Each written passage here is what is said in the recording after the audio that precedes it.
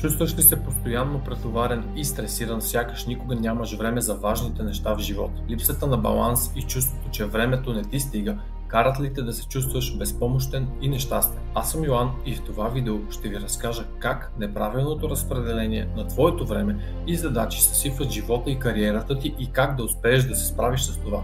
Навярно знаеш какво е да се събуждаш всяка сутрин с усещане за тревога, осъзнавайки, че е невъзможно да изпълниш всичките си задачи днес. Постоянният стрес от натрупаните задължения, пропускането на важни моменти със семейството и липсата на време за себе си бавно, но сигурно разрушават твоето ежедневие и емоционално състояние. Тези неща карат живота ти да изглежда като непрекъсната борба с времето, която никога не можеш да спечелиш. Но кои са основните проблеми, които водят до това състояние? Нека разгледаме 5 най-често срещани проблема, произхождащи от лошото управление на твоето време. Номер 1. Стрес и изтощение. Лошото управление на твоето време води до натрупване на стрес и изтощение. Когато задачите се натрупват, стресът нараства, а умората става постоянен спътник в твоето ежедневие. Номер 2.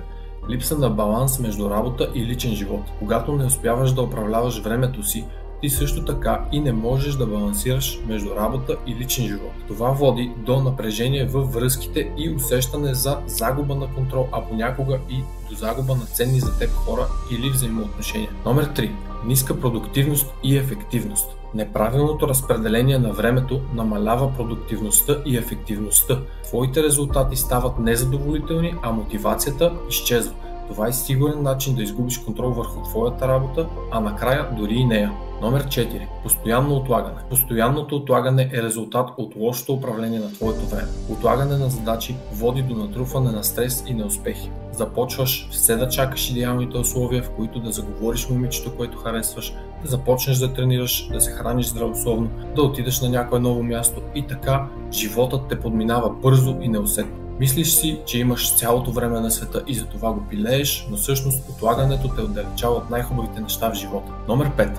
Липса на време за саморазвитие. Когато времето не се управлява правилно, няма време за саморазвитие и обучение, което ограничава твоя личен и професионален растеж. А без този растеж никога няма да сме в мир и хармония със себе си, ако сме амбициозни и се стремим към големи цели. Именно защото знаем, че можем много повече и не успяваме да разгърнем пълния си потенциал, ние никога няма да сме в мир и хармония със себе си. Разбирането на тези проблеми е първата стъпка към тяхното преодоляване. Но колко време наистина имаш в седмицата, за да направиш промяна? Имаш 168 часа на седмица. От тях средно спиш по 8 часа на ден, а това са 56 часа. Работиш 5 дни в седмицата, средно по 9 часа, както и средно по 1 час, за да отидеш и да се върнеш от работа. Това са 50 часа. Когато сметнем всичко, остават точно 62 свободни часа всяка седмица, с които да решиш дали животът ти ще тръгне в добра или в лоша посока.